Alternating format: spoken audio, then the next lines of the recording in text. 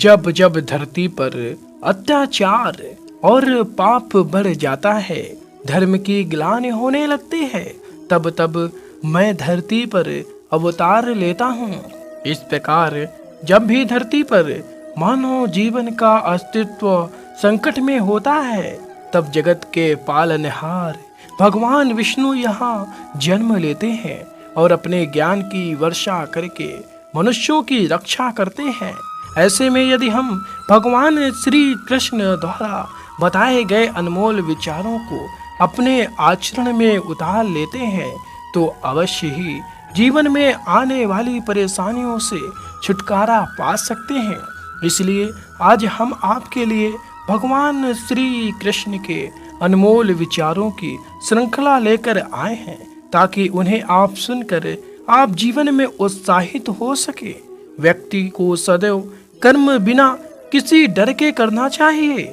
जहाँ व्यक्ति को अमीर बनने के लिए एक एक क्षण संग्रहित करना पड़ता है, तो वही अमर होने के लिए उसे कण कण बांटना होता है।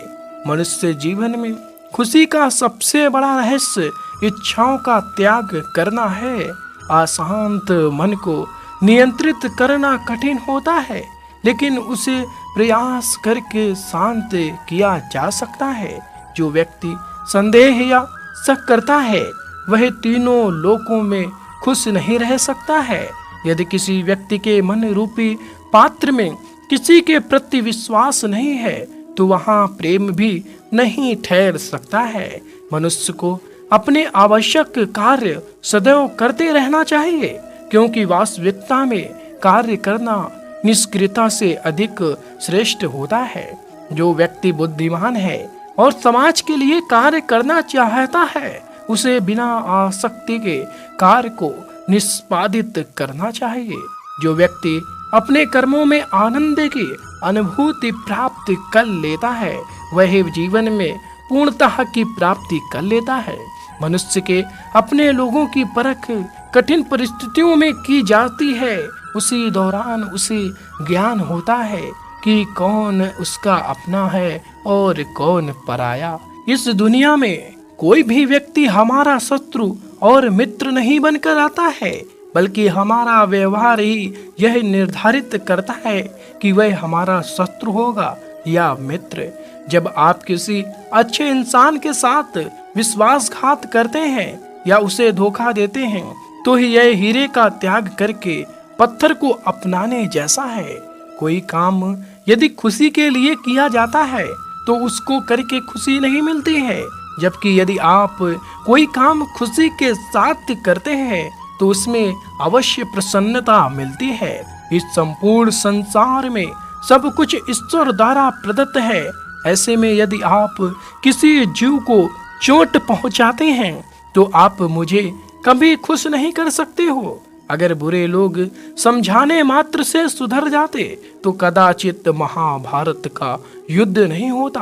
अगर कोई व्यक्ति जो अधिक हंसता हो और अधिक बोलता हो, लेकिन यदि एकाएक वह चुप हो जाए, तो समझ लेना वह अंदर से टूट चुका है।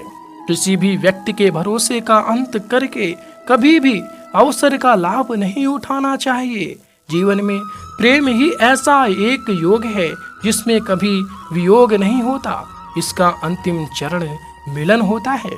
व्यक्ति को स्वयं की योग्यता पर कभी घमंड नहीं करना चाहिए, क्योंकि पत्थर भी वजनदार होने के बावजूद जब पानी में जाता है तो डूब ही जाता है।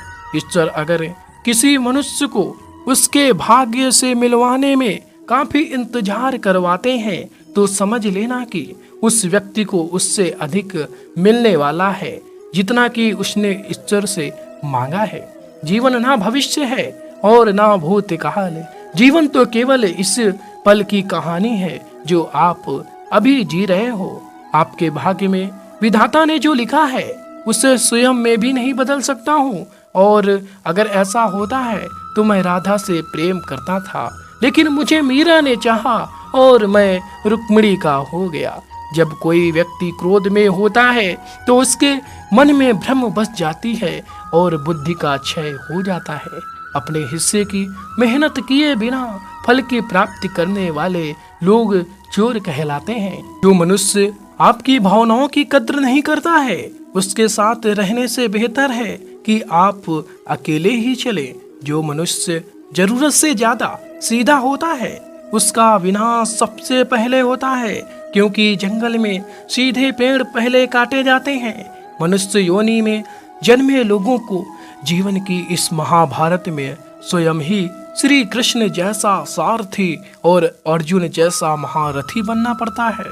जिन लोगों की किस्मत अच्छी होती है, वह बुरा होने पर ईश्वर को दोष देते हैं, और जिनकी किस्मत सदैव ही खराब रहती है, वह थोड़ा सा भी अच्छा हो जाने पर कृष्ण यानी कि ईश्वर को धन्यवाद देते हैं।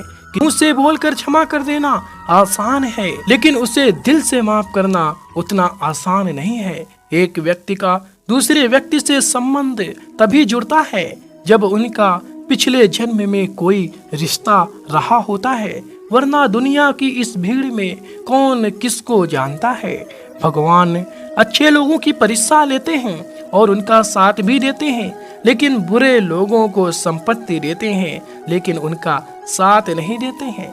इतिहास बीते हुए कल के सुख की बात करता है, विज्ञान आने वाले कल के सुख की बात करता है, परंतु धर्म कहता है यदि तुम सच्चे हो तो हर रोज सुख पाओगे।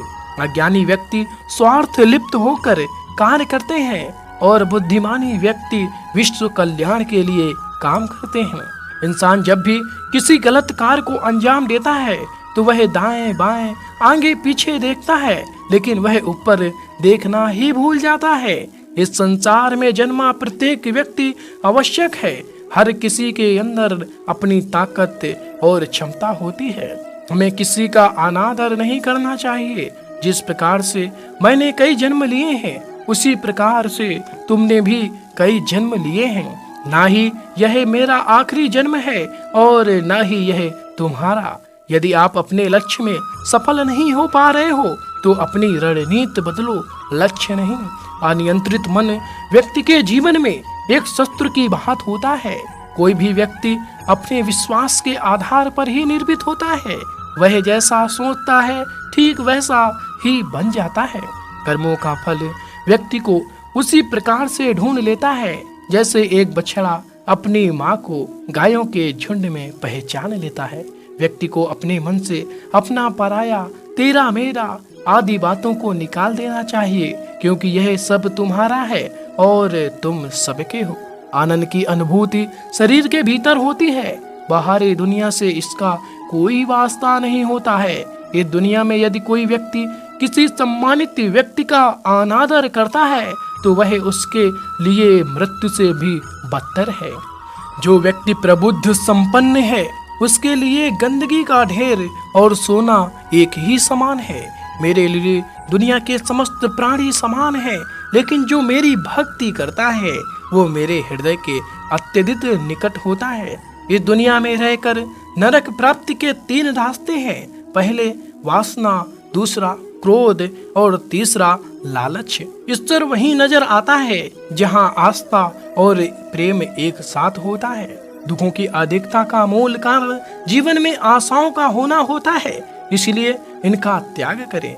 अपनों के आगे कभी झुकना नहीं चाहिए, क्योंकि जो अपने होते हैं वह आपको कभी झुकने नहीं देते। अगर आप स्वयं पर भरोसा रखते हैं तो वह आपकी ताकत बनता है, लेकिन यदि आप दूसरों पर भरोसा करते हैं तो वह आपकी कमजोरी बन जाता है।